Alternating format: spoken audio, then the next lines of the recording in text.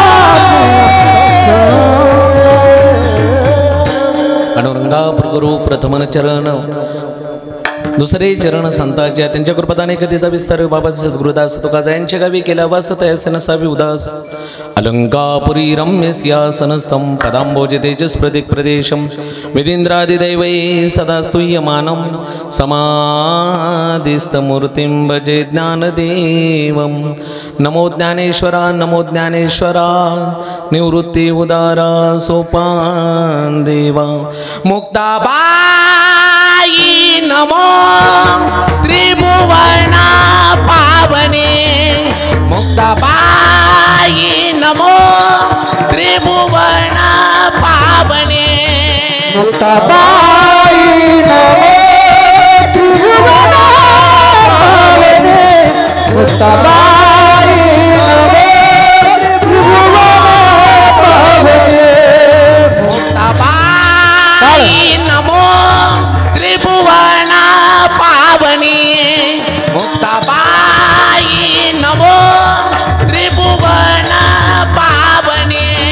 मुक्ताबाई त्रिभुवन पावनी मुक्ताबाई नमो त्रिभुवन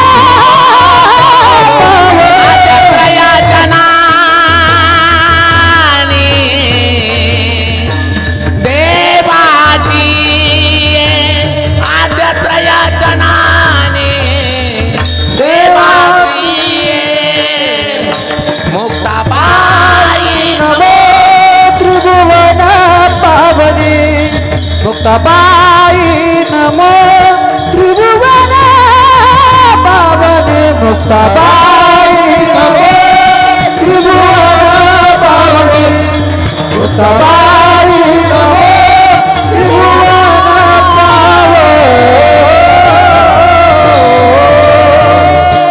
नमो सद्गुरु तुगया ज्ञानदीपा नमो सद्गुरु सच्चिदानंद रूपा नमो सद्गुरु भक्त कल्याण मूर्ती नमो सद्गुरु भास्करा पूर्ण कीर्ती सेवे लागी सेवक झालो तुमच्या लागलो निज चरणा अहो स्वामी तुकया देवा यावरी नका करू अभीर देय्यं सदा परिभोग्नमभिष्टदोहं तीर्थास्पदं शिवविरजितं शरण्यं प्रीत्यार्त्यं प्रणतबालभवाब्धिपोतं वन्दे महापुरुषते चरणारविन्दं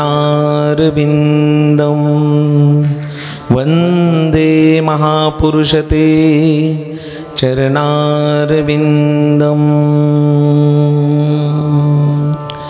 याजसाठी केला होता टहास सेवटीचा दिस गोड व्हावा आता निश्चिंतीने पावलो विसावा कुंटलिया धावा तृष्णेचिया।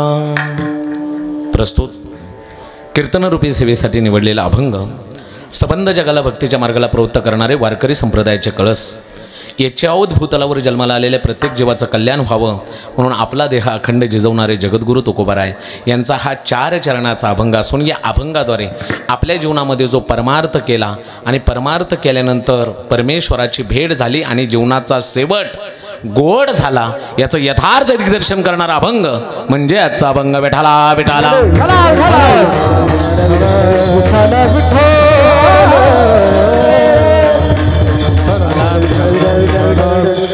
आपणा सर्वांना ज्ञात आहे ज्या कार्यक्रमाच्या निमित्ताने आपण सर्वजण या ठिकाणी जमलेलो आहोत वैकुंठवासी हरिभक्त परायण सुधाकर बळीराम गपाट यांच्या 6व्या पुण्यस्मरणानिमित्त आपण या ठिकाणी जमलेलो आहोत। अतिशय सुंदर व्यक्तिमत्व आज जाऊन 6 वर्ष झाले तरी त्यांच्यासाठी सर्व जनसमुदाय आज जमलेला आहे। आजच्या या कलियुगामध्ये माणसं गोड जेवण झाल्यावर पुन्हा आठवण काढत नाहीत, पण अशाही युगामध्ये 6 वर्ष झालं तरी या व्यक्तिमत्वाची आठवण निघते, पुण्यस्मरण साजरं होतंय। पुण्यवान होते हो ते, पुण्यवान होते। कोणासाठी टाळ नाही वाचत, कोणासाठी मृदुंगाचे थाप नाही, कोणासाठी भजन नाही बाबांनो, भाग्यवंतासाठीच। बहुत सुकृताची जोडी म्हणून विठ्ठल आवडी, किंवा भाग्यवंता घरी भजन पूजन नाही कोणासाठी। वैकुंठवासी हरिभक्त परायण सुधाकर बळीराम गपाट खूप सुंदर असं जीवन जगून गेले। अंतरीचा अश्रू सर्वांसाठी ठेवून गेले। प्रेम, माया, आपुलकी, ममता, माणुसकी याची ज्या ज्या वेळी आठवण होईल त्या त्यावेळी वैकुंठवासी हरिभक्त परायण सुधाकर बळीराम गपाट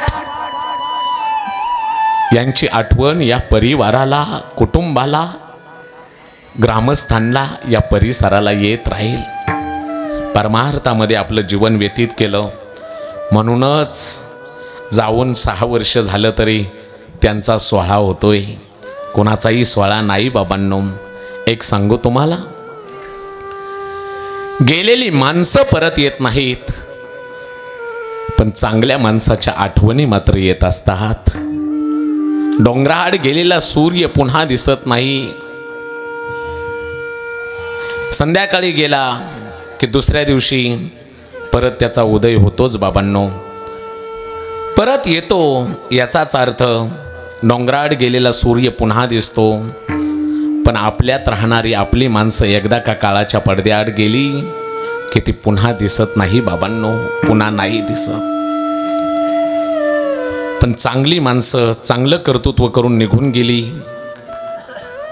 ती 6 वर्ष झाली तरी आठवणीत राहत असतात, कायमच्या आठवणीत राहत असतात.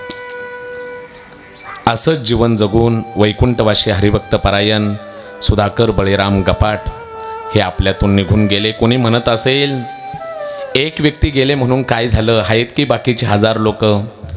अरे बाकीचे 1000 लोक आहेत हे सत्य असलं तरी त्या एका व्यक्तीची परिपूर्णता ते 1000 करू शकत नाही. एका बापाची परिपूर्णता ते 1000 व्यक्ती करू शकत नाही. हेही तितकंच सत्य हो, हेही तितकंच सत्य आहे. आणि म्हणूनच आमच्या परिवाराचा आधार गेला, पण आमच्या परिवारासाठी ते सर्वे सर्वा होते. म्हणूनच त्यांच्या परिवाराने एवढा भव्य दिव्य स्वरूपाचा सोहळा आयोजित केलेला आहे. रात्रीच महाराष्ट्रभर ज्यांचं नाव आहे असे विशालजी महाराज खोले यांचं कीर्तन झालं. आणि आज पुण्यस्मरणानिमित्त माझं कीर्तन होत आहे. या परिवारामध्ये पत्नी आहे सुधामती सुधाकर गपाट, भाऊ आहे महादेव बळीराम गपाट, मुलगा बालाजी सुधाकर गपाट, दुसरा मुलगा तानाजी सुधाकर गपाट. आज ज्यांच्यामुळं मला इथं येता आलं, वैकुंठवासी हरिभक्त परायण सुधाकर बळीराम गपाट यांचे चिरंजीव अर्थातच तानाजी सुधाकर गपाट, लय गोड स्वभावाचे महाराज. 2 वर्षापासून त्यांची इच्छा होती की आमच्या गावाला तुम्हाला न्यायचंय. महाराज याल का हो आमच्या गावाला? महाराज नक्की याल ना हो, यायचंय बरं का तुम्हाला. आमच्या वडिलांचं पुण्यस्मरण महाराज 5 वर्ष झालं आम्ही करत आलोय, पुढेही आम्हाला करायचंय. त्या पुण्यस्मरणाला महाराज नक्की याल ना हो, याल ना हो. एवढं प्रेम होतं त्यांच्या त्या बोलण्यातून. वडिलावरची श्रद्धा या ठिकाणी दिसून येत होती. खूप छान आहे हा परिवार. मुलगी आहे कविता ज्ञानेश्वर अनपट, बहीण आहे तारामती सुब्राव मोरे, आतिका कालिदास उकरंडे, शोकाकुल समस्त गपाट अनपट मोरे उकरंडे परिवार, समस्त ग्रामस्थ दिंडोरी.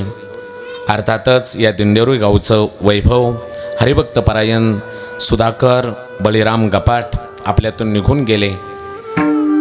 तरी पण एवढ्या मोठ्या संख्येने 6वं पुण्यस्मरणालाही आपण उपस्थित आहात. मनापासून आपणाला सर्वांना धन्यवाद. आपला माणूस निघून गेल्यावर आठवण येते, पती गेल्यानंतर पत्नीला आठवण येते. ज्याच्याबरोबर 7 फेरे घेतले ते माझ्या सौभाग्याचं लेणं निघून गेलं. भाऊ गेल्यानंतर भावाला आठवण येते, माझं भाऊबळ गेलं. बहिणीचा भाऊ गेल्यानंतर बहिणीला आठवण येते, प्रेमाची साडी चोळी अंतरली. आणि बाप गेल्यानंतर मुलांना आठवण येते, आमच्या जीवनाचा आधार निघून गेला. मी सांगत असतो, बहीण म्हणेगा भाऊ गेला, साडी चोळी अंतरली. भाऊ म्हणेगा पाठिंबा गेला, आता आधार नाही. पत्नी म्हणेगा सौभाग्य गेले, आता प्रेम नाही. मुले म्हणेगा बाप गेला, आता आधार नाही. आता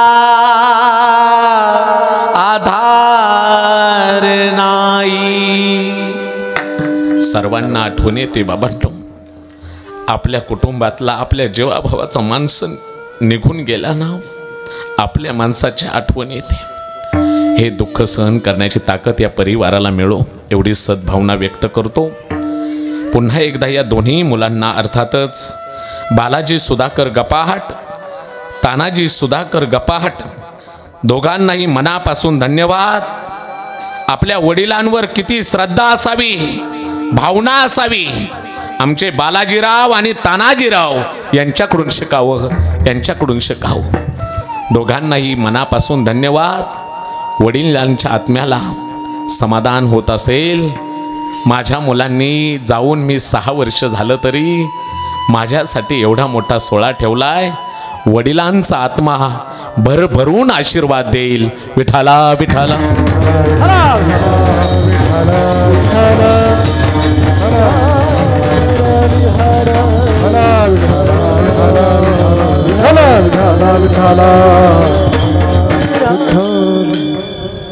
आज त्यांच्या पुण्यस्मरणानिमित्त आपण जमलेलो आहोत. थोडा वेळ माझा राहिलाय. 12 वाजता मी अगदी बरोबर थांबणार आहे.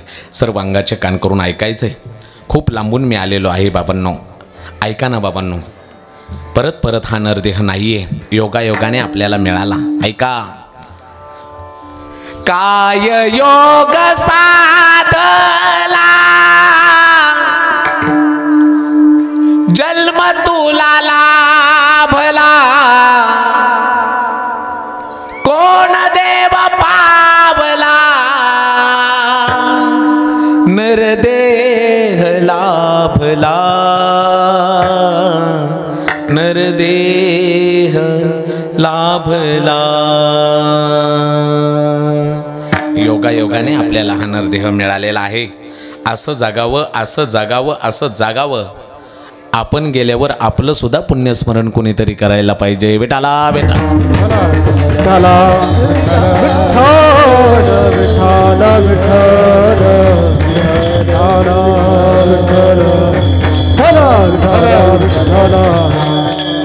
म्हणूनच चांगलं कर्म केल्यामुळं आज 6 वर्ष झालं तरी त्यांचं पुण्यस्मरण साजरं होत आहे. आज एवढी महाराज मंडळी या ठिकाणी उपस्थित आहेत. आदरणीय माझे गुरुबंधू आदरणीय ढाकणे महाराज, आम्ही एकत्रच होतो बरं का आश्रमामध्ये लाड महाराजांक, आणि आज आवर्जून ते उपस्थित आहेत. महाराजांनाही मनापासून धन्यवाद. लहान होते, अतिशय लहान होते त्यावेळेला शिक्षणाच्या अवस्थेमध्ये. आज इतकं छान गातायत, खूप छान वाटलं. आपली भेट होते, धन्यवाद. त्याचबरोबर झांबळे महाराज आहेत, आपणाला या ठिकाणी मनापासून धन्यवाद. खूप गोड गाताय आपणही. मृदुंग वादक माझे मित्र मोहन महाराज घुले, कितीतरी कीर्तनाला माझ्या साथ केलेली आहे त्यांनी, तेही उपस्थित आहेत, त्यांनाही धन्यवाद. दत्ता महाराज सोनवणे, त्याचबरोबर ज्ञानगंगा वारकरी शिक्षण संस्था आळंदी साथसंगत आहे. त्याचबरोबर आपल्याच परिसरातली गुरुदत्त वारकरी शिक्षण संस्था बार्शी सागर महाराज या ठिकाणी उपस्थित आहेत, त्यांनाही मनापासून धन्यवाद. सर्वांच्या चरणावर नम्र अभिवादन. थोडा वेळ बोलणारे सर्वांगाचे कान करून ऐकायचं आहे. असं जगावं, असं जगावं. आपण गेल्यानंतर आपली आठवण मागर निघली पाहिजे बाबांनो. किती दिवसाचं आयुष्य असतंय बाबांनो. आजचं अस्तित्व उद्या नसतं. जगावं तर हसून खेळून इतका आनंद द्यायचा आहे आपल्या जगण्याचा. आपण गेल्यानंतर आपली आठवण निघाली पाहिजे बाबांनो. जायचं तर सगळ्यांनाच बाबांनो, कोणी इथं थांबायला आलंय.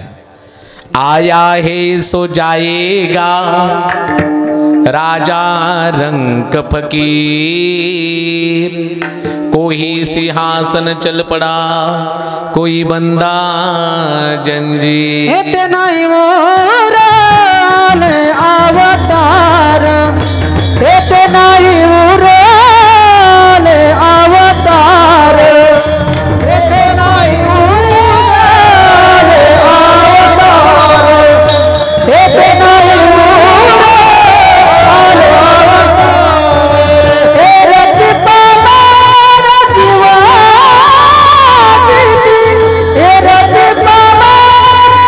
जीवा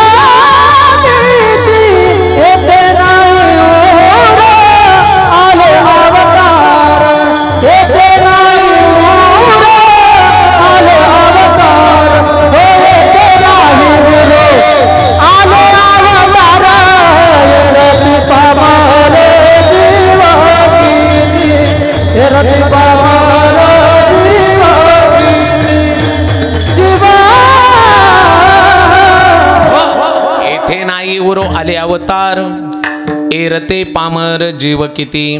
देव लोकांना इथं थांबता आलं नाही, आपण तर सामान्य माणसं आहेत बाबांनो. उपजली या पिंडा मरण सांगाते, जन्माले बाळ त्याची वाट पाहे काळ. या सृष्टीचा नेम आहे, जो जो जन्माला आलाय त्याला प्रत्येकाला जायचंय. म्हणून या लोकाचं नाव काय आहे?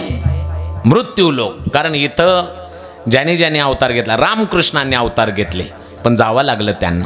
रामकृष्ण या दे गेले, रामकृष्णांनाही या देहाने जावं लागलं बाबांनो. याचाच अर्थ आपल्यालाही एक दिवस जाय. आजा मेला पंजा मेला बाप मचना गेला, देखत देखत रातो पातो तोही तैसा झाला, देखत देखत रातो पातो तोही तैसा झाला. आजा मेला पंजा मेला बाप मचना गेला, देखत देखत रातो पातो तोही तैसा झाला, देखत देखत रातो पातो तोही तैसा झाला. आजा मेला पंजा मेला बाप मसना गेला, देखत देखत नातो पण तोही तैसा झाला. आपल्यालाही एक दिवस जायचंय, पण आपण गेल्यानंतर आपल्यासाठी आठवणी निघल्या पाहिजेत, डोळ्यात अश्रूच्या धारा आले पाहिजेत. इतकंही वाईट जगू नका की लोकांनी तुमच्या मरणाची वाट पाहावी. इतकं चांगलं निश्चित जगा, लोकांनी तुमच्या आयुष्यासाठी दुआ मागावी. म्हणून दिवसभर असं काम करा, संध्याकाळी झोप चांगली लागेल. रात्रीत असं काही करू नका की दिवसा तोंड बांधून फिरावं लागेल. आठवड्यातले 6 दिवस असे जगा, 7वा दिवस आनंदात जाईल. महिन्यातले 20 दिवस असे जगा, त्या 20 दिवसाचा आनंद राहिलेले 10 दिवस घेता येईल. बालपणी असं जगा, तरुणपण चांगलं जाईल. तरुणपणी असं जगा, म्हातारपण चांगलं जाईल. आणि आयुष्यभर असं जगा, मेल्यावर परमेश्वर आपल्याला जवळ घेईल, देव आपल्याला जवळ घेईल, देव आपल्याला जवळ घेईल. विठाला विठाला विठाला विठाला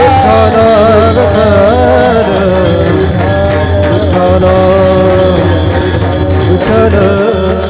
अनमोल किमतीचा हा नरदेह काही दिवसासाठी वापरायला मिळालाय. भाड्याचं घर आहे बाबांनो. देह हा पाचाचा आणि लावसना, उसना आणलाय उसना. शेकी ज्याचा त्याला देणे लागे, ज्याचा त्याला द्यावा लागतो बाबांनो. जिंदगी एक किराए का घर है, एक ना एक दिन बदलना पड़ेगा. मौत जब तुझको आवाज देगी, घर से बाहर निकलना पड़ेगा. मौत जब तुझको आवाज देगी, घर से बाहर निकलना पड़ेगा. जिंदगी एक किराए का घर है,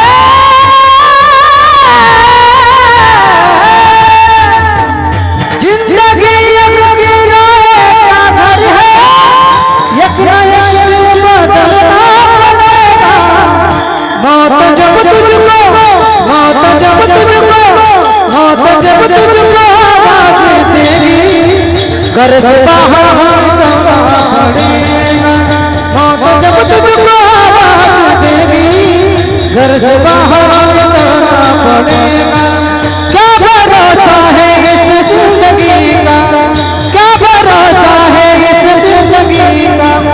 साथ जाते नहीं, साथ जाते नहीं किसी का. क्या भरोसा है इस जिंदगी का, क्या भरोसा है इस जिंदगी का, क्या भरोसा है इस जिंदगी का, जिंदगी का. जिंदगी एक किराए का घर है, एक ना एक दिन बदलना पड़ेगा. मौत जब तुझको आवाज देगी, घर से बाहेर निकलना पडेगा. म्हणून बाबांनो, जायच्या अगोदर माणसाने सावध व्हावं. असं कर्म करावं, असं कर्म करावं. कबीरदास महाराज सांगतात, ज्यावेळी आपण जन्माला आलो ना, सगळं जग हसत होतं. कबीरा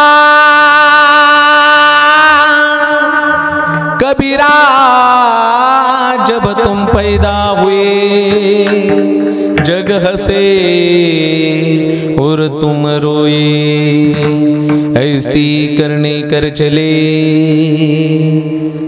जग रोई और तुम हसे. तुम्ही गेल्यावर तुमच्यासाठी जगाने रडावं, तुम्ही हसत हसत निघून जावं, असं कर्म आपल्या जीवनामध्ये केलं पाहिजे बाबांनो. इथून गेल्यावर प्रत्येक गोष्टीचा हिशोब द्यावा लागतो. कोणी म्हणत असेल मी अंधारात केलंय, कोणी पाहिलंय, तिथं चालत नाही. वरती गेल्यावर काळ नावाचा साक्षीदार आहे, विचारतो या तारखेला रात्रीच्या 2 वाजता टिकाऊ खोरं घेऊन त्या माणसाचा बाण टोकारला होता का? तिथं वशिला चालत नाही. आणि मग जसं कर्म केलं असेल तसं मारीती तोडीती जोडीती निष्ठूर यमाचे किंकर भौसाल. खूप यातना आहेत बाबांनो वरती गेल्यावर. चांगल्या कर्मावरच सगळं अवलंबून आहे. आपला शेवट कसा करायचा हे चांगल्या कर्मावर अवलंबून आहे बाबांनो. कर्म चांगलं करावं, कीर्तीच्या रूपाने पाठीमागं उरावं. संत सांगतात मरणादी सावाद व्हावे, मरणादी सावाद भावे,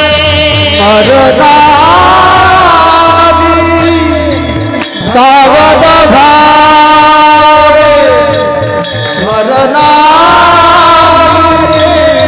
सावध भावे, मरणादी सावाद भावे, मरणादी सावाद भावे, मरणादी सावध भावे, मरणादी सावध भावे. कीर्ती करो मी मरावे, कीर्ती करो मी मरावे. ऐका बाबांनो, वैकुंठवासी सुधाकर गपाहट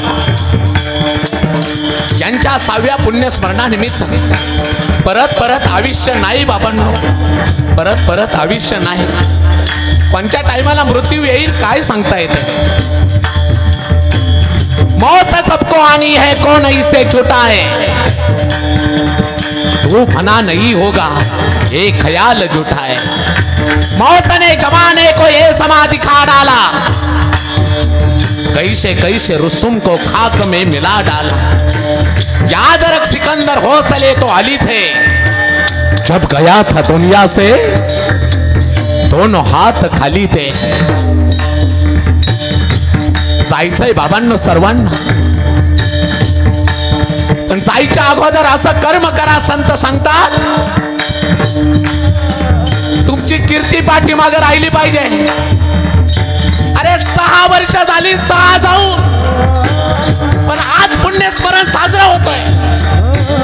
याचाच अर्थ त्यांनी त्यांच्या जीवनामध्ये चांगलं कर्म केलं. कीर्ती करून जावं बाबांनो. कीर्ती करो मी मरावे, कीर्ती करो मी मरावे. जन्मा घालो नये माया, जन्मा घालो नये माया, जन्मा घालो नये माया, जन्मा घालो नये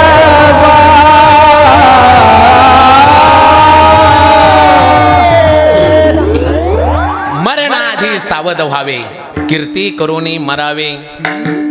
चांगलं कर्म करून कीर्ती करून इथून जावं, तरच जीवनाचं सार्थक आहे.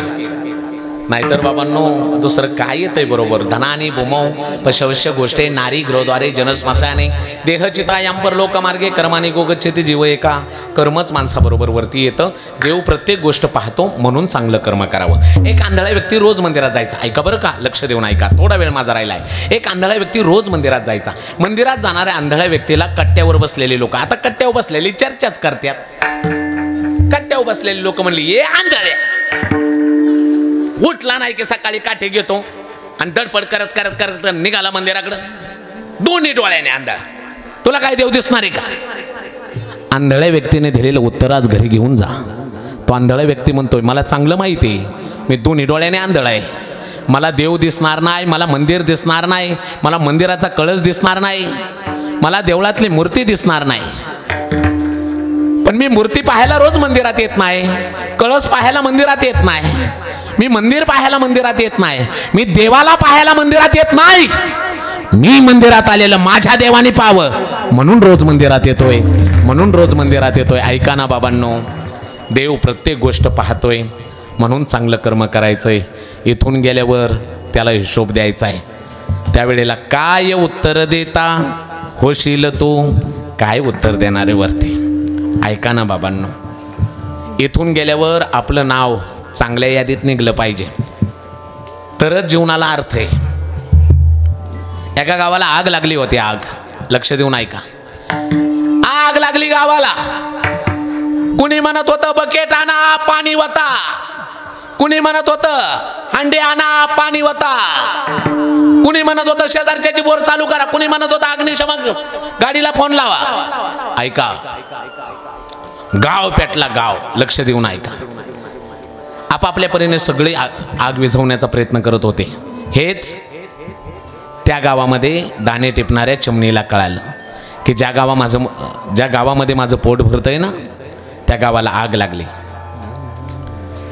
चिमणीने काय करावं, उडावं, सरोवरातलं पाणी घ्यावं ते आगीवर टाकावं. चिमणीने काय करावं, उडावं, सरोवरातलं पाणी घ्यावं ते आगीवर टाकावं. हेच एका कावळ्याने पाहिलं. कावळे असतात प्रत्येक गावात. कावळा म्हणला, वेडी आहे का ही चिमणी, एवढी मोठी आग लागली आणि हिच्या चोचीच्या पाण्याने काय होणार आहे, सगळा गाव प्रयत्न करतोय तरी आग विझाना. त्यावेळी कावळ्याने चिवताईला बोलवलं, ए चिवताई इकडे, वेडी आहे का डोक्यात, एवढी मोठी आग लागली, सगळं गाव विझवायचा प्रयत्न करतोय तरी आग विझत नाही, तुझ्या चोचीच्या पाण्याने काय होणार आहे. त्यावेळी चिवताईने दिलेलं उत्तर घरी घेऊन जा. ती चिवताई म्हणते, ए कावळे दादा, अरे एवढी मोठी गावाला आग लागली, आपलं पोट भरतं ना रे, तुला थोडीशी जाणीव नाही का, उपकाराची जाणीव पाहिजे रे बाबा. याच गावामध्ये आपलं पोट भरतं ना, मला चांगलं माहिती आहे माझ्या चोचीच्या पाण्याने आग विझणार नाही. पण जेव्हा कधी या गावाचा इतिहास लिहिला जाईल ना, त्या इतिहासात या गावाला आग लागली होती हे लिहिल्या जाईल. त्यावेळी याद्या बनतील, आग कोणी लावली होती याच्या याद्या बनतील. आग लागली होती त्यावेळेला पाहणारी कोण कोण होती याच्याही याद्या बनतील. आग विझवायला कोण कोण होती याच्याही याद्या बनतील.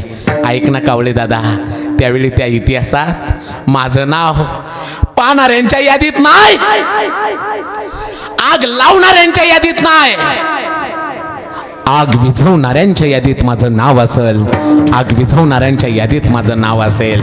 ऐका ना, तुम्ही गेल्यानंतर तुमचं नाव चांगल्या कामात निघालं पाहिजे. विठाला विठाला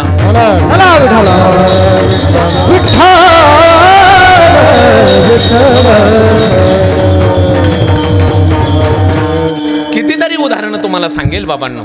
कर्मावरच सगळं अवलंबून आहे. हनुमान प्रभू लंकेमध्ये गेले. लंकेमध्ये गेल्यानंतर रावणाचं त्यांचं थोडंसं वाद झाला. वाद झाल्यानंतर रावणाने आदेश दिला, एवढूसं वानर धरा, त्याला जाळून टाका त्याची शेपटी. रावणाने आदेश दिला सर्वांना, शेपटी जाळून टाका. जेवढ्या चिंधा असतील आपल्या वार्डामध्ये, आपल्या नगरीमध्ये, सगळ्या चिंध्या आणा, त्याच्या शेपटीला बांधा आणि जाळून टाका त्या वानराची शेपटी. आता लंकेमधल्या सगळ्यात घरातून चिंध्या येऊ लागल्या, पण काही घरातून शेपूट जाळण्यासाठी चिंध्या आल्या नाहीत. लक्ष देऊन ऐका. विठाला विठाला विठ्ठल विठ्ठल विठ्ठल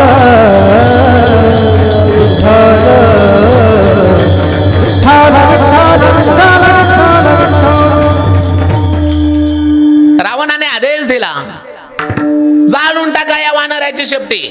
नगरीतल्या सगळ्या चिंध्या येऊ लागल्या, घराघरातून चिंध्या येऊ लागल्या. काही घरातून चिंध्या आल्या, पण काही घरातून चिंध्या आल्या नाहीत. ऐका ना बाबांनो, चिंध्या बांधल्या, आग लावली शेपटीला, हनुमान प्रभू उडाले, सगळी लंका जाळून टाकली. पण लंका जाळल्यानंतर शेवटी निकाल असा आला, ज्या ज्या घरातून चिंध्या आल्या होत्या ती घरं जळून खाक झाली. ज्या घरातून चिंध्या आल्या नव्हत्या त्या घराला आगीचा स्पर्शही झाला नाही. याचाच अर्थ तुम्ही जर कुणाचं वाईट करतच नसाल तर देवात सुद्धा हिम्मत नाहीये तुमचं वाईट करण्याची, तुमचं वाईट करण्याची. विठाला विठाला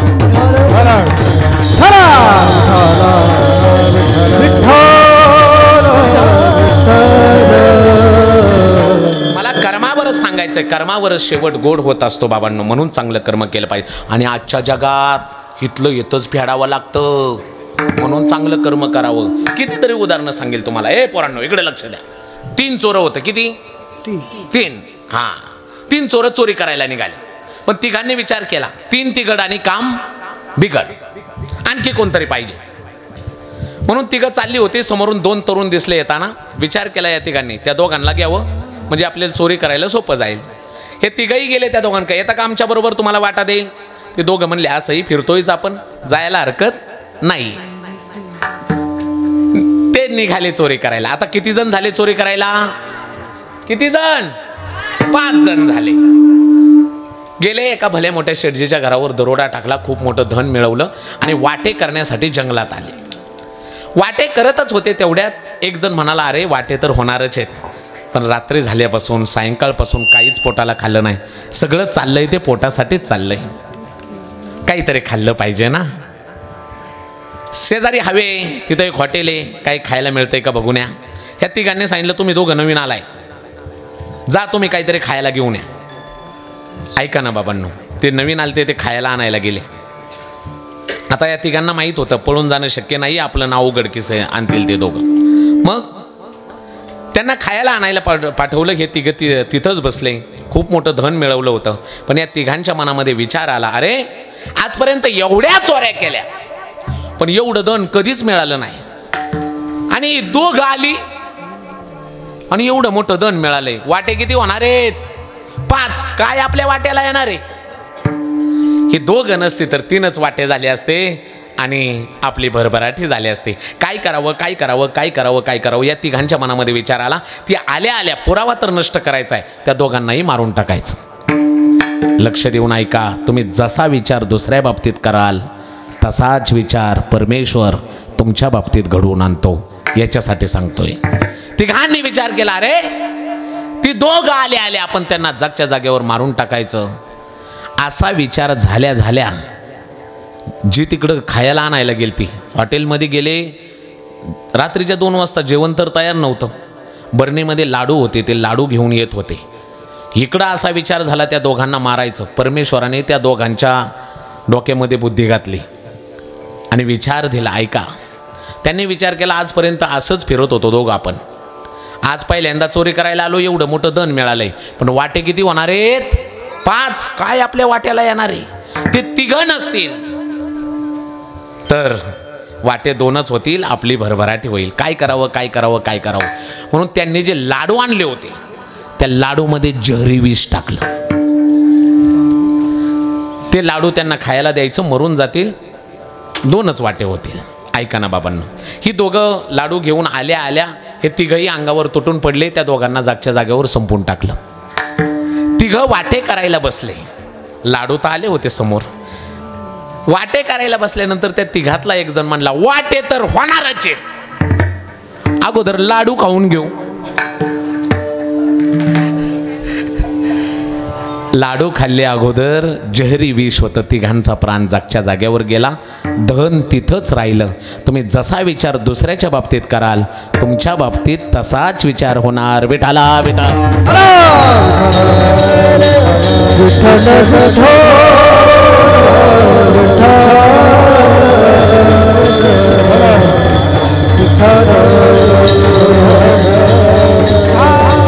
सगळ्या कर्मावर अवलंबून आहे. थोडा वेळ 25 मिनिटं माझे फक्त कीर्तनाचे राहिले. अगदी मी वेळेत थांबणार आहे. लक्ष देऊन ऐका ऐका ऐका ऐका बाबून. तुम्ही कुठं जाणार आहे हेही कर्मावरच अवलंबून आहे. शेवट कसा होणार हे कर्मावरच अवलंबून आहे. लक्ष देऊन ऐका. आज वैकुंठवासी सुधाकर बळीराम गपाट छातीवर हात ठेवून सांगतो, स्वर्गात गेले असतील. तुम्ही माणसाला असं कसं बोलताय? एक कथा सांगतो तुम्हाला बी कळल की तुम्ही नरकात जाणार आहे का स्वर्गात जाणार आहे. लक्ष देऊन ऐका. हा, एक साधक शिकण्यासाठी काशीला गेला. लक्ष देऊन ऐका.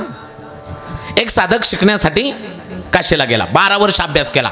पंडित झाला. पंडित आता पंडित होऊन आपल्या घरी चालला होता. गावाला जावं, कीर्तन प्रवचन करावं, लोकांना ज्ञान द्यावं म्हणून घरी चालला होता. पावसाळ्याचे दिवस होते. रस्त्याने चालला होता. काही कोसावर त्याचं गाव राहिलं होतं. विचार केला गावाला जाऊन थांबायचं. रात्र झाली तरी चालत होता. पण पावसाळ्याचे दिवस असल्यामुळं विजा चमकू लागल्या, ढगांचा कडकडाट होऊ लागला आणि मुसळधार पाऊस पडू लागला. आता या पंडिताने विचार केला, अरे जंगलाचा रस्ता लागलाय, गाव तर काही कोसावर लांबे, काय करायचं. आसरा शोधला पाहिजे म्हणून 1 किलोमीटरच्या अंतरवर त्याला कंदिलासारखं काहीतरी चमकलेलं दिसलं. अरे त्या ठिकाणी आपण जावं, आपल्याला आसरा मिळेल म्हणून तो पंडित त्या घराच्या जवळ आला. आता जंगलात एकुलतं एक घर होतं. घर कोणाचं असावं? घर होतं एका वेश्येचं. त्या पंडिताने विचार केला, 12 वर्ष मी शिकून आलोय आणि आज जर मला कोणी वेश्येच्या घराच्या बाहेर पाहिलं तर लोक म्हणतील याच्याकरता शिकायला गेलता होय.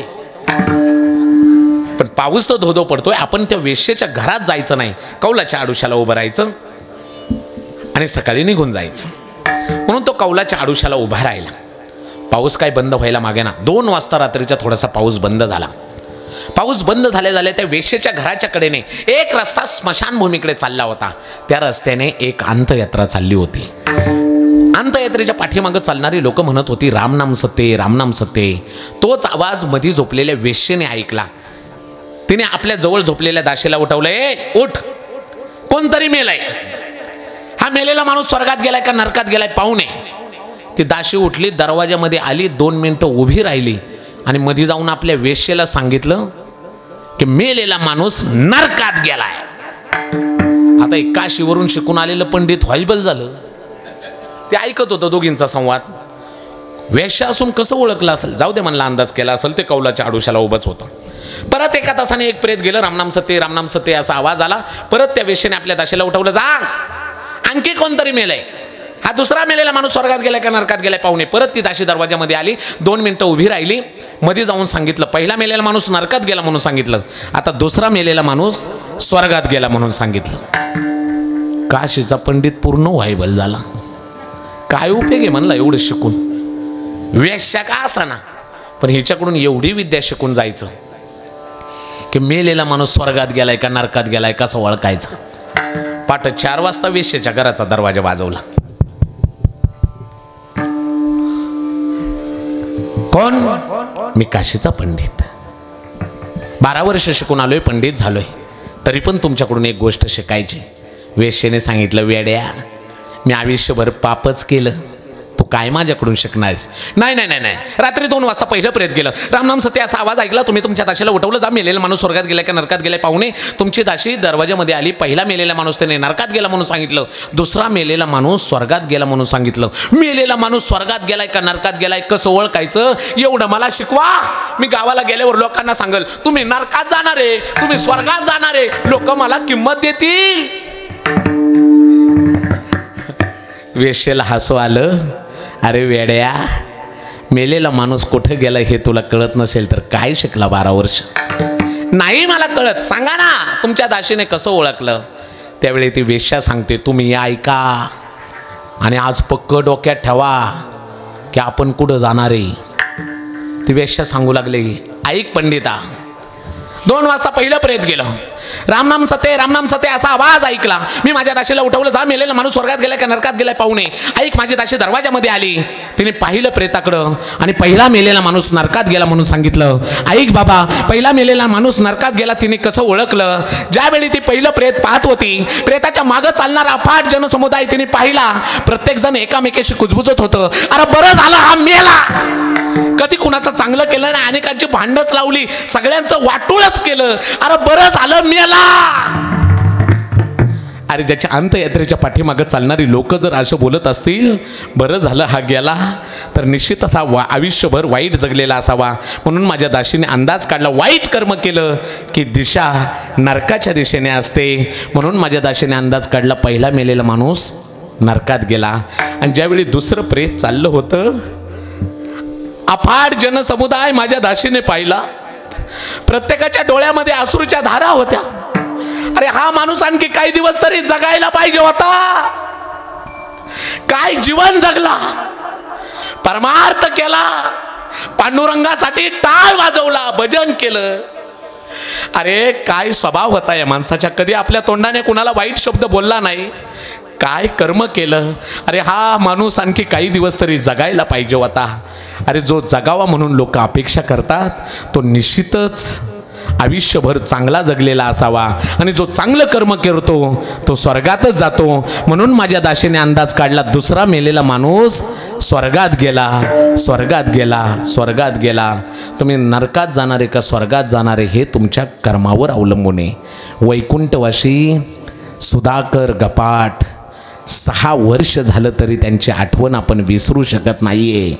चांगल्या कर्माची पावती स्वर्गाच्याच दिशेने गेली. विठाला विठाला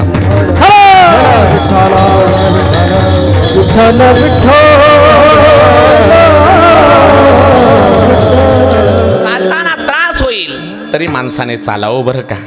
किती दिवसाचं आयुष्य असतं बाबांनो. आजचं अस्तित्व उद्या नसतं. 20 मिनिटं माझे कीर्तनाचे राहिलेत, लक्ष देऊन ऐका. परत परत हे आयुष्य नाही. पहिल्यांदा चालो तुमच्या गावाला. काही विचार सांगून जातो. का कुणाला त्रास द्यायचा, का कुणाला छळायचं. प्रत्येक माणूस वेगळा असतो.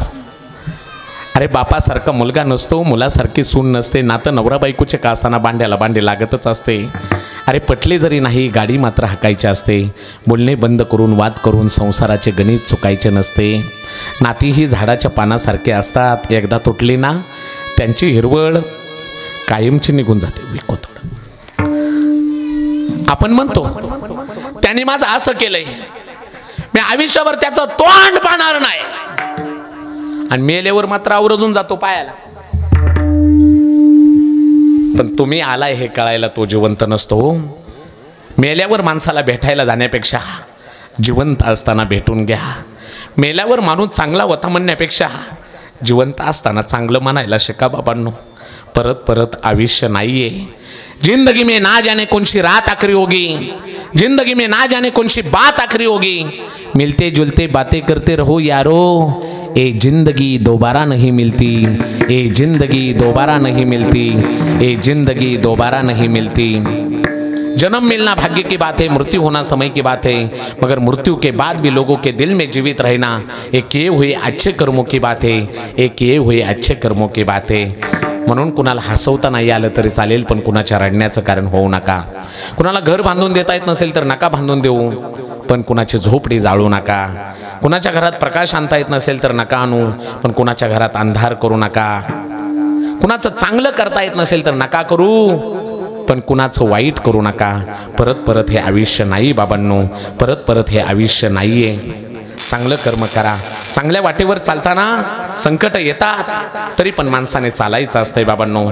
जगद्गुरु तुकोबा यांना काही कमी अडचणी आल्या का हो, पण चांगला मार्ग नाही हो सोडला. काट्याच्या काठीने मारलं कुणी, काट्याच्या काठीने मारलं तरी जगद्गुरु तुकोबा यांनी नाही हो माघार घेतली. ऐका ना, परमार्थाचा मार्ग सोडला नाही, परमार्थाचाच अट्टहास धरला. गावच्या पाटलाने सांगितलं गावात राहायचं नाही, तरीही परमार्थ सोडला नाही. म्हणतायत महाराज, कोपला पाटील गावीचे लोका, कोपला पाटील गावीचे लोका,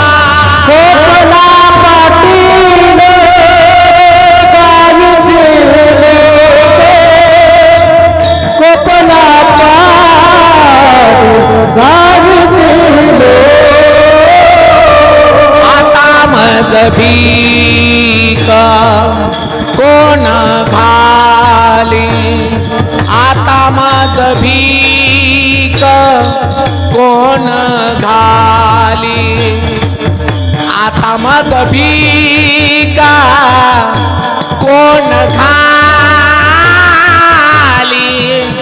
ऐका बाबांनो, चांगल्या वाटेवर चालताना अडचणी येतात तरी पण चालायचं असतो. माझ्या जगद्गुरु तुकोबारायांना कुणी काठ्याच्या काठीने मारलं, गावच्या पाटलाने सांगायचं गावात राहायचं नाही.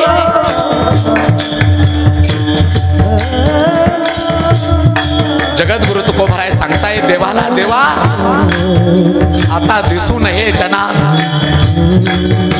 ऐशे करी नारायणा, मला न्यायला या. परमार्थ सोडला नाही याचा परिणाम जगद्गुरु तुकोबारायांच्या शेवटाला पांडुरंग नेण्यासाठी आला. नेण्यासाठी आल्यानंतर जगद्गुरु तुकोबाराय सर्व लोकांना म्हणतायत चला मला देव आला न्यायला चला. लोकांनी विश्वास ठेवला नाही. लोक म्हणली आजपर्यंत फक्त भजन करत होता, आता तुका पार येणा झाला, वैकुंठाला चला म्हणतोय. कुणी विश्वास ठेवला नाही बाबांनो.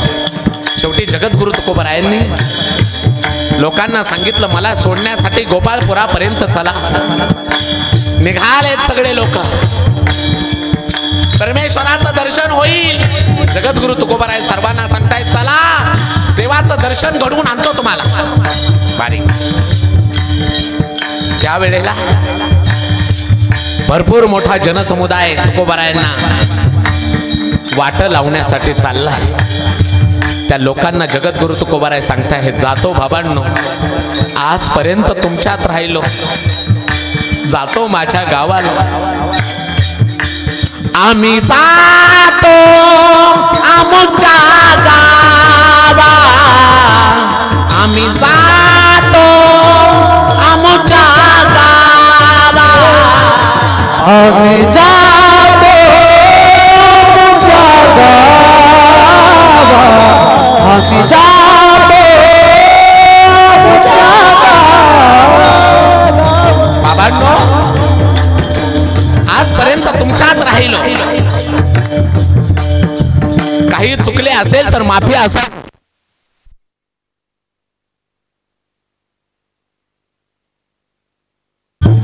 कुठं चालला जगद्गुरु तुकोबाराय सांगताय आम्ही जातो आमच्या गावा, आम्ही जातो आमच्या गावा, आम्ही जातो आमच्या गावा, आम्ही जातो आमच्या गावा.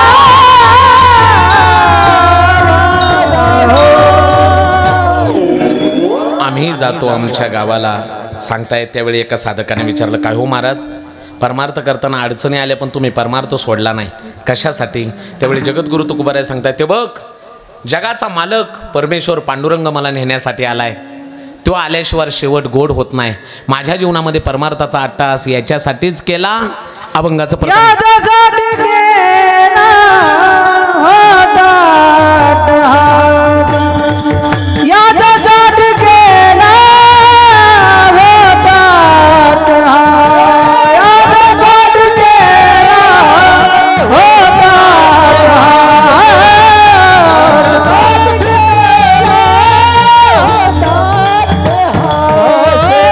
शेवटचा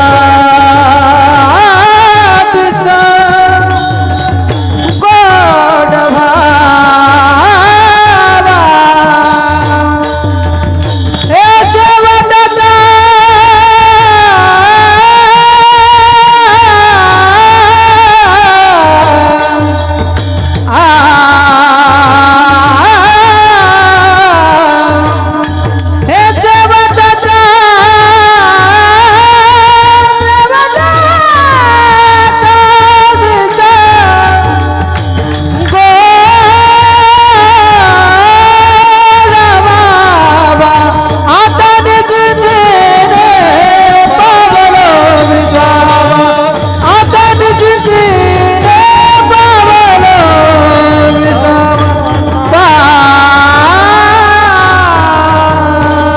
ढोबार कुमारी ढोबार हे ढोबार कुमारी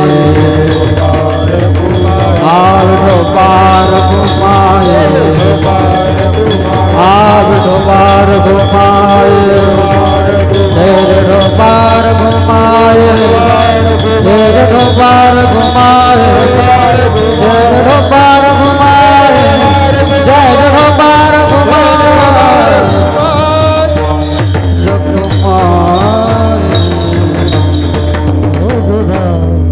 याजसाठी केला होता टास शेवटीचा दिस गोड व्हावा.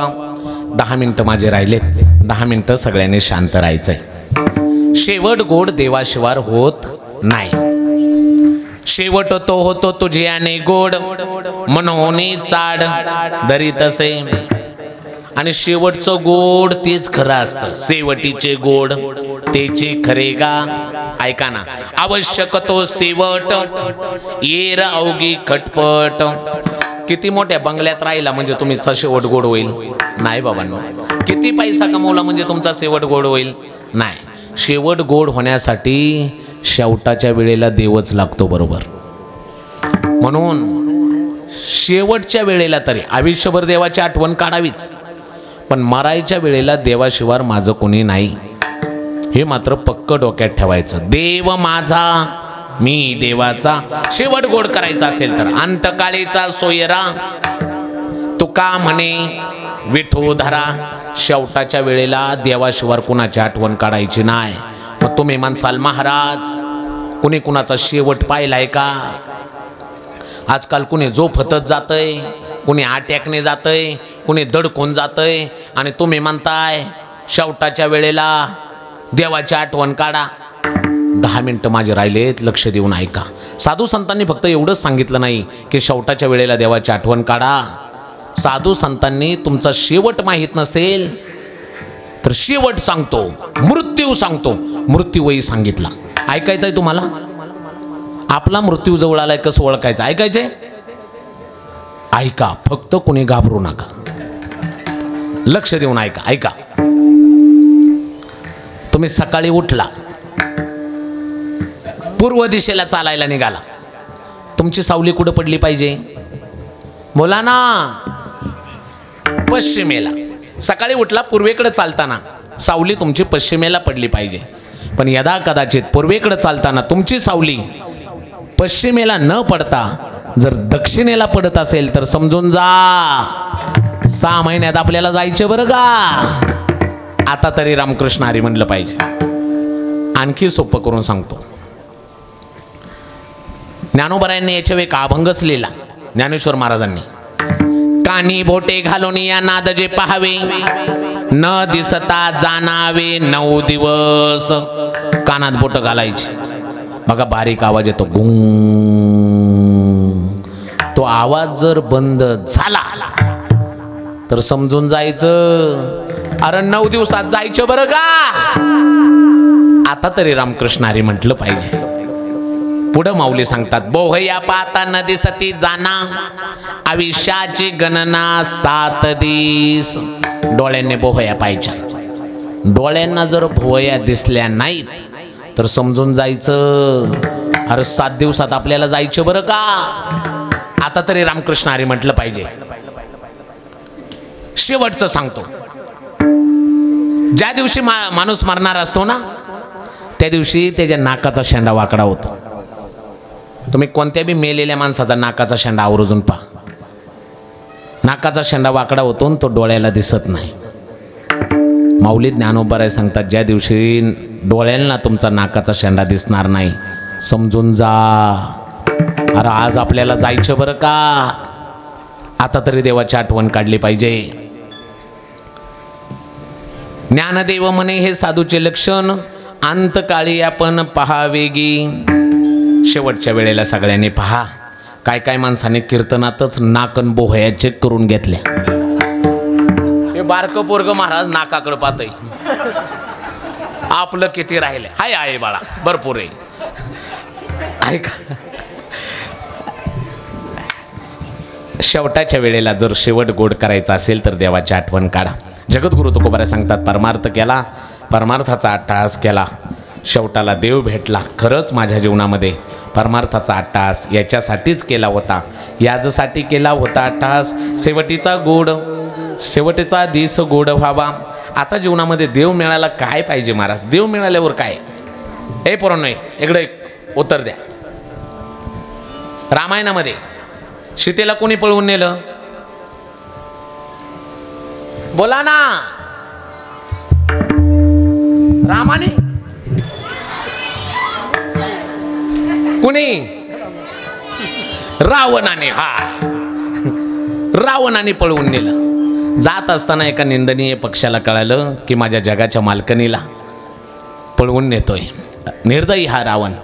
त्या जटायूने सगळी ताकद लावली आणि रावणाला अडवण्याचा प्रयत्न केला, पण रावणाची ताकद जास्त होती. रावणाने त्याचे पंख छाटले, जटायू खाली पडला, अंगाला माती लागले, रक्त येत आहे. श्रीराम प्रभू मागून आले, त्याला उचलून आपल्या मांडीवर घेतलं. काय रे बाबा, माझ्यासाठी प्राण द्यायलाही मागं पुढं पाहिलं नाहीस? रडायला लागला तो. ए रडतोयस काय? देवा, सगळी ताकद लावली पण माझ्या आईला मी वाचवू शकलो नाही, माझ्या शेतामाईला वाचवू शकलो नाही. घेऊन गेला तो निर्दयी रावण. रामाने सांगितलं, अरे राहू दे, तुझा प्राण चाललाय त्याचं बघ. बोल ना, माझ्यासाठी प्राण द्यायला मागं पुढं पाहिलं नाहीस, काय पाहिजे तुला? नवीन शरीर देऊ? त्या जटायूने मान हलवली. नको. इंद्रपद देव? नको. काय पाहिजे तुला? काय नको देवा?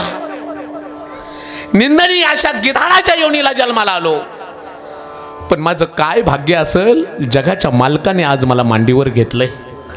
असा योग माझ्या जीवनामध्ये पुन्हा येणार नाही. काय नको देवा? अरे तुझ्या जवळ आल्यावर जो विसावा आहे ना, तो कुठं मिळत नाही, आणि तू मिळाल्यावर आता आता आता निश्चिंतीने पावलो विसावा. आता निश्चिंतीने पावलो विसावा. आता निश्चिंतीने पावलो विसावा. आता निश्चिंतीने पावलो विसावा. कुंडलिया नावा तुझने किया, कुंडलिया नावा तुझने किया. आता निश्चिंतीने पावलो विसावा. आता निश्चिंतीने पावलो विसावा.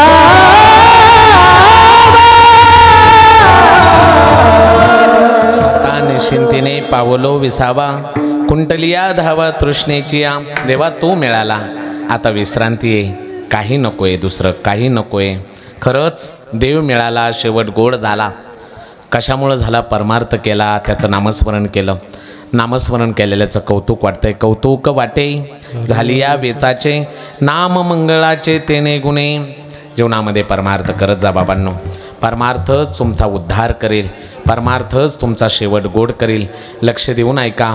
आज वैकुंठवासी सुधाकर गपाट म्हणत असतील, 6 वर्ष झालं तरी माझं पुण्यस्मरण साजरं होतंय. खरंच मी जे चांगलं वागलो, मी जे परमार्थ केला, त्याचं मला कौतुक वाटतंय. कौतुक वाटे झाली या वेचाचे, नाम मंगळाचे तिने गुणे.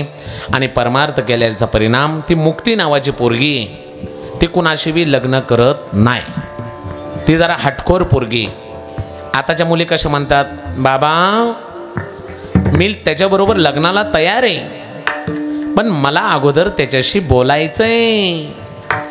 मग ती फोन लावते आणि बोलते, बघ मी तुझ्यासोबत लग्नाला तयार आहे, पण माझी पहिली अट, मी शेतामध्ये जाणार नाही, तुझ्या मायबापाला आपल्यामध्ये राहता येणार नाही, आपण शहरामध्ये राहायचं. तिसरी अट, माझा मोबाईल तुला चेक करता येणार. आताच्या मुली अटी देतात. तशी ती मुक्ती नावाची पोरगी आटकोरे, ती म्हणते मी लग्न केले तर अशाच पुरुषाची करेल. कशा पुरुषाची? माऊली ज्ञानोबराय सांगतात, गुण कुसुमांच्या माळा घेऊन या मुक्ती बाळा, वैराग्य निरपेक्षतेचा गळा गिवशीत पावे गुण कुसुमांच्या माळा. ऐका ना ती पोरगी गुण कुसुमांच्या माळा घेऊन या मुक्ती बाळा कुणाच्या गळ्यात हार घालते. वैराग्य निरपेक्षतेचा गळा गिवशीत पावे. वैराग्यवानाच्या गळ्यातच हार घालते. जगद्गुरु तुकोबराय सांगतात माझ्या जीवनामध्ये देव मिळाला मला दुसरी इच्छा राहिली नाही. वैराग्य निर्माण झालं त्याचा परिणाम त्या मुक्ती नावाच्या पोरीशी माझं लग्न झालं. अभंगाचं चार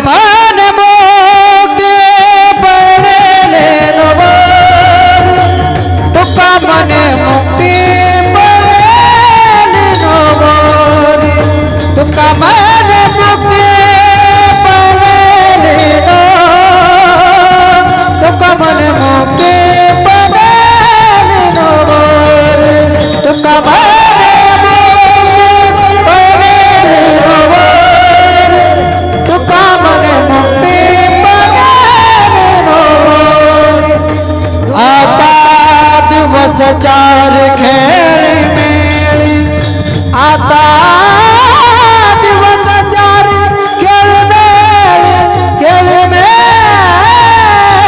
आता निश्चितीने पावलो विजावा आता निश्चितीने पावलो विजावा आता निश्चितीने पावलो विजावा आता निश्चितीने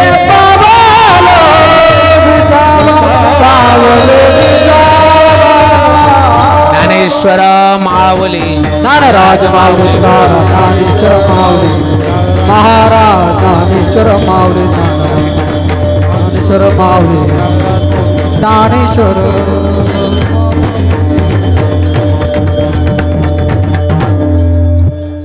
तुका म्हणे मुक्ती परनेली नवरी आता दिवस चारी खेळीमेळी. 1-2 मिनिटं फक्त सगळे शांत राहा. फुलं वाटणार आहे का नंतर वाटायला कसं बरं तिथंच जागेवर ठीक आहे. 1-2 मिनिटं फक्त शांत बसा. वैकुंठवासी हरिभक्त परायण सुधाकर बळीराम गपाट चांगलं जीवन जगून गेले महाराज. काय महात्मा असलो. मी का बोलतोय मी पुणे जिल्ह्यातून आलोय. आमच्या पुणे जिल्ह्यात 13वा झाल्यावर माणसं परत आठवण काढत नाहीत. पण आज 6 वर्ष झाले तरी ही लेकरं आपल्या वडिलांना विसरायला तयार नाही. मी रोज बोलत असतो या मुलांच्या जीवनामधला बाप निघून गेलाय. बालाजी सुधाकर गपाट तानाजी सुधाकर गपाट कविताताई यांना आपल्या वडिलांची आठवण येत असेल. कारण बाप तो बाप असतो. बाबांना ज्याच्या जीवनामध्ये मायबाप येत ना त्याच्यासारखा भाग्यवान या जगात कोणी नाही आहे. मायबापाच्या आशीर्वादाची ताकद देवाच्या आशीर्वादापेक्षा सुद्धा मोठी असते. हो देवाच्या आशीर्वादापेक्षा सुद्धा मोठी असते. काही अपेक्षा नसते मायबापाची. कोणत्याच मायबापाला वाटत नाही की आमच्या मुलांनी आमची सेवा करावी. फक्त माझा दादा फक्त माझा राजा फक्त माझा लेक दिवसातून माझ्या नजरेला पडावा अशी प्रत्येक मायबापाची इच्छा असते. बाबांना बाप निघून गेल्यावर बापाचा फोटो घरामध्ये दिसला ना आपसुक डोळ्यामध्ये पाणी येतं. आज सगळं चांगलं आहे पण आमचा बाप जिवंत पाहिजे होता. आमचा बाप जिवंत पाहिजे होता. आयुष्यभर फाटलेला सतरा घातला फाटलेली चप्पल घातली पण आम्ही चांगलं राहावं म्हणून आमच्या आयुष्यासाठी आमच्या भविष्यासाठी अखंड झिजत राहिला. काय असतो बाप. बाबांनो स्वतःचं घर गळत असतानाही जो पावसाची अपेक्षा करतो ना तो बाप असतो. तो बाप असतो. असा बाप निघून गेल्यावर बापाची आठवण येते. बाबांनो बापाची आठवण येते. एक सांगू तुम्हाला शरीराचा कणा मोडल्यानंतर शरीर खराब होतं आणि घरातला बाप गेल्यानंतर घर कोळमळतं. घर कोडमळतं. असा बाप निघून गेलाय. या मुलांसाठी खूप मोठं दुःख आहे. हे दुःख सहन करण्याची ताकद या मुलांना मिळो. बाप तो बाप असतो बाप जिवंत असला ना, कोणाची हिंमत होत नाही आपल्या घराकडे वाईट नजरेने पाहण्याची, कारण त्या घराचा बाप जिवंत असतो. जोपर्यंत बाप जिवंत आहे तोपर्यंत घराला शोभा आहे. एकदा का बाप निघून गेला मग केवढाही मोठा फोटो लागा, सगळ्या घराचं वजन निघून जात. कारण बाप तो बाप असतो ना, बाप तो बाप असतो. कितीतरी उदाहरणं सांगेल बाबांनो. बाप जिवंत असल्यावर आपल्या मुलाबाळांचा रडलेला चेहरा पाहिल्यावर मुलांच्या जवळ जातो. ए लेकरा, अरे रडतोयस काय? आणखी तुझा बाप जिवंत आहे, अश्रुपोस. बाप गेल्यानंतर संकट आल्यावर एवढा आधाराचा शब्द देणारा व्यक्ती पुन्हा जीवनामध्ये मिळत नाही बापांनो. खऱ्या अर्थाने बाप निघून गेल्यावर मुलांच्या जीवनातलं भाग्य निघून जातं. गरीब कुटुंब होतं. अर्ध्या मिनिटाची कथा आहे, लक्ष देऊन ऐका. बापाच्या अस्तित्वाची जाणीव तुम्हाला जाणून देईल. गरीब कुटुंब होतं. दोघं नवरा बायको राहत होते. चांगला प्रपंच चालला होता, पण पोटी संतान नाहीये. लग्न झाल्यावर 14व्या वर्षी एक मुलगा झाला, पण मुलगा जन्माला आला आणि मुलाची आई वारली. पण बापाने ठरवलं मला मुलासाठी जगायचंय. राब राब राबायचा बाप दुसऱ्याच्या शेतामध्ये गडी म्हणून राहिला, पण माझ्या मुलाने शिकावं म्हणून काबाड कष्ट करत राहिला. मुलगा अनेक परीक्षा पास होत होता. ऐका ना बाबांनो, एक दिवस अनेक परीक्षा देऊन आपल्या बापाची कष्टाची जाणीव होती म्हणून मुलगा कलेक्टर झाला. कलेक्टर, एका जिल्ह्याचा मालक झाला. ऐका ना, बापाला आनंद झाला. दुसऱ्याच्या शेतात गडी म्हणून काम केलं, पण माझं लेकरू कलेक्टर झालंय, एका जिल्ह्याचं मालक झालंय. आनंद वाटला. बाप गावाकडेच राहायचा. कलेक्टर झालेल्या मुलाला पाहण्याची इच्छा. कोणत्या टायमाला स्वाद जाईल, एकदा मुलाला पाहून घ्यावं म्हणून शहराच्या ठिकाणी बाप मुलाला पाहण्यासाठी गेला. कलेक्टर साहेब शहराच्या ठिकाणी होते. संपूर्ण जिल्हा ताब्यात होता. बाप आतमध्ये गेला. पाहिलं आपल्या मुलाला कलेक्टरच्या खुर्चीवर बसलेलं. धाय मोकलून बाप रडायला लागला. मुलाला मिठी मारली. कलेक्टर साहेब बसा ना खुर्चीवर म्हणून बाप सांगतोय, आणि खुर्चीवर बसलेला आपल्या मुलाला पाहतोय आणि रडतोय. हो बाप रडतोय. गप्पा गोष्टी झाल्या आणि बाप जायला निघाला. जाता जाता बापाने मुलाला विचारलं, बाळा ओ कलेक्टर साहेबा, एक प्रश्न विचारला तर त्याचं उत्तर द्या. विचारा ना बाबा. सांग मुला, जगातला सगळ्यात मोठा कोण आहे, भाग्यवान कोण आहे? कलेक्टर साहेब खुर्चीवर बसले होते. छातीवर हात ठेवून म्हणले, बाबा जगातला सगळ्यात मोठा मी आहे, भाग्यवानही मीच आहे. बापाला वाईट वाटलं, एवढं काबाड कष्ट केलं आणि पोरग म्हणतंय मी मोठा आहे, मी भाग्यवान आहे. गर्व झाला काय जणू. परत विचारलं बापाने. परत विचारतोय, परत सांग जगातला सगळ्यात मोठा कोण आहे, भाग्यवान कोण आहे तुझ्यासाठी? परत कलेक्टर साहेबांनी छातीवर हात ठेवून, बाबा मी मोठा आहे, मी भाग्यवान आहे, खुर्चीवर बसून बोलत होता. बापाला वाईट वाटलं. बाप जायला निघाला. डोळ्यातून अश्रू येत आहेत. गर्व झाला काही जणू पोराला. परत दरवाजापर्यंत गेल्यावर परत बाप वळाला आणि कलेक्टर साहेबांका हात करून म्हणतोय, ओ कलेक्टर साहेबा, शेवटचं विचारतोय, सांगा जगातला सगळ्यात मोठा कोण आहे, भाग्यवान कोण आहे? आता मात्र कलेक्टर साहेब खुर्चीवरून उठले आणि आपल्या बापाकडे हात करून म्हणतायत, बाबा जगातले सगळ्यात मोठे तुम्ही आहात आणि भाग्यवानही तुम्हीच आहात. बाप म्हणला, तू खोटं बोलतोयस. यापूर्वी मी दोनदा तुला विचारलं, सांग जगातला सगळ्यात मोठा कोण आहे, भाग्यवान कोण आहे? खुर्चीवर बसून तू दोनदा म्हणालास मी मोठा आहे, मी भाग्यवान आहे, आणि आता जाताने मी विचारतोय तर म्हणतोयस का तुम्ही मोठे, तुम्ही भाग्यवान आहे? अशी दोन दोन उत्तर का देतोयस? त्यावेळेला कलेक्टर साहेबांनी दिलेलं उत्तर आज घरी घेऊन जा.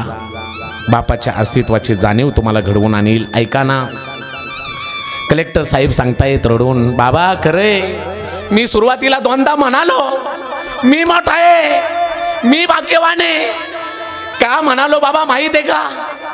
सुरुवातीला दोनदा तुम्ही मला ज्यावेळी विचारलं ना, सांग जगातला मोठा कोण आहे, भाग्यवान कोण आहे, हे विचारत असताना आठवा बाबा, तुमचा उजवा हात माझ्या पाठीवर होता. मी खुर्चीवर बसलो होतो आणि माझ्या बापाचा हात माझ्या पाठीवर होता. अरे ज्याच्या पाठीवर बाबाचा हात आहे त्याच्या इतका मोठाही कोणी नाहीये आणि भाग्यवानही कोणी नाहीये.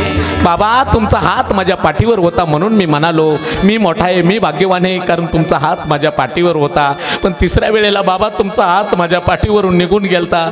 ज्याच्या पाठीवरून बापाचा हात निघून गेला आहे तो मोठा होऊ शकत नाही, तो भाग्यवान होऊ शकत नाही. मुलाबाळांना मोठे करणारे मायबाप असतात. बाबा तुम्ही मोठे आहात, तुम्ही भाग्यवान आहात.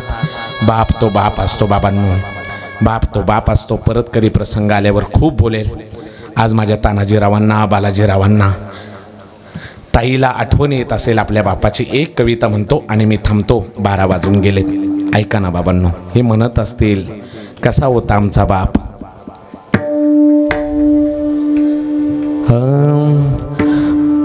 बाप स्वाभिमानी बाळा, त्याचा कणखर कणा, त्याच्या काळजात सुद्धा लाजाळूची संवेदना, त्याची पहाडाची छाती, त्याचं हृदय गुलाब, त्याच्या घामाच्या थेंबांना हिऱ्या मोत्याचा रुबाब. बाप तलवार ढाल, बाप पेटती मशाल, बाप जगतो मनोनी घर झोपत कुशाल. बाप घराचा तो पाया, आई कळस त्यावर, जेव्हा खचतो ना पाया तेव्हा कोसळते घर. ऐका ना बाबांनो, ही मुलं म्हणत असतील आसू सरले सरले आता हुंदके उरले. बाप होता आमचा कणा, आठवण येते क्षणोक्षणा. सांग सांग देवाकार, विपरीत केलं. झाड सावलीच नेलं, माग काही न उरलं. देव गेला देवा घरी, ठेवा ठेवोनी आठवणी. डोळ्यापुढे आमचा बाप, पाठी नाही आधाराची थाप. बाप गेला कोण्या गावा, काही सुचेना कळेना. कुठे शोधू बापा देवा सांगना. सोडोनी गेले बाबा मुलाले कराना. बाबा बाबा बाबा मी म्हणू कोणाला. बाबा तुम्ही आम्हासाठी कष्ट केले फार, सोडून या का गेले बाबा परिवार. आठवण तुमची येते बाबा क्षणा क्षणाला. बाबा बाबा बाबा मी म्हणू कोणाला. कीर्तन माझं समाप्त झालं. थोडा आवाज बसलाय माझा. रोजच कीर्तनं असतात, 2-2 कीर्तनं असतात. आज सेवेचा योग माझे तानाजीराव गपाट यांच्यामुळं आला. ते खूप गोड माणूस आहे महाराज. माझ्या आश्रमावर आला होता खूप गोड आहेत, खूप गोड, शब्दच नाही आहेत. इतकी भावना स्वच्छ आणि निर्मळ माणूस आहेत.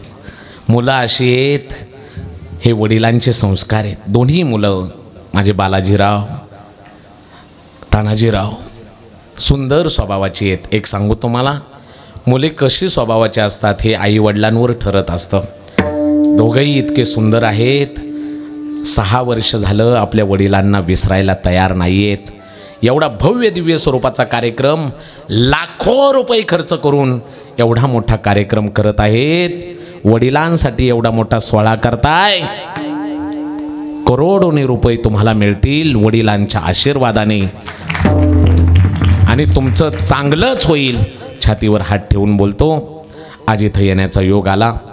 मी पुण्यावरून आलो. मी एक पुण्याला अनाथ आश्रम चालवत असतो. तिथं मी आईवडील नसलेली मुलं सांभाळत असतो.